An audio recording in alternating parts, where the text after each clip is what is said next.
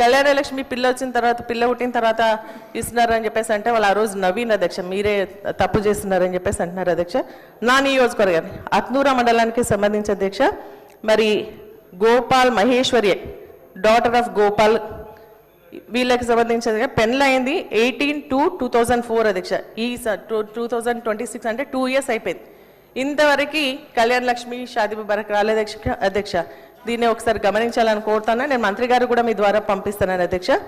మరి అదేవిధంగా బాబు బుట్టి ఫస్ట్ బర్త్డే కూడా అయిపోయింది అధ్యక్ష. మీకు ఫోటో కూడా చూపిస్తున్నాను అధ్యక్ష. బాబు బుట్టి 1 year అయిపోయినాక కూడా ఇంకా కళ్యాణ లక్ష్మి వస్తలేదు అధ్యక్ష.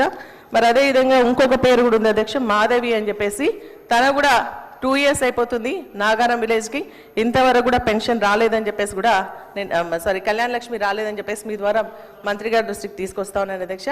అంతేకాకుండా అధ్యక్ష సుప్రీం హైకోర్టు ఒక ఆర్డర్ ఇచ్చింది అధ్యక్ష. కౌశిక్ గారు కోర్టుకి వెళ్ళినప్పుడు ఎమ్మెల్యేతో ఇప్పియాలని చెప్పేసి చెప్పినా మరి మా నియోజకవర్గంలో మరి ప్రతిపక్ష ఎమ్మెల్యే అనేప్పుడు నాకైతే తెలియదు, కానీ నేను సైన్ చేసిన తర్వాత కూడా ఏ నియోజకవర్గంలో అయినా సరే అధ్యక్ష కాంగ్రెస్ పార్టీ ఉన్నటువంటి వాళ్ళ ఎమ్మెల్యే మా మెదక్ జిల్లాలోనే చూసుకుంటే అధ్యక్ష మెదక్ ఎమ్మెల్యే గారు ఏమో కళ్యాణ లక్ష్మి చెక్కులు షాదీ ముబారక్ చెక్కులు కొబ్బరికాయలు కొడుతూ ఉన్నారు. కానీ మా నియోజకవర్గం వచ్చే వరకు ఇన్ఛార్జ్ మంత్రి గారు వస్తేనే చెక్కులు ఇవ్వాలని చెప్పేసి అంటే ఇప్పటికి 6 నెలలు అవుతుంది అధ్యక్ష. నర్సాపూర్ నియోజకవర్గంలో చెక్కులు పంచలేదు. మరి ఇదేం పద్ధతి అని చెప్పేసి నేను స్పష్టంగా అడుగుతున్నాను. ఒక ప్రభుత్వం నుంచి కూడా ఒక డైరెక్షన్స్ ఇవ్వండి.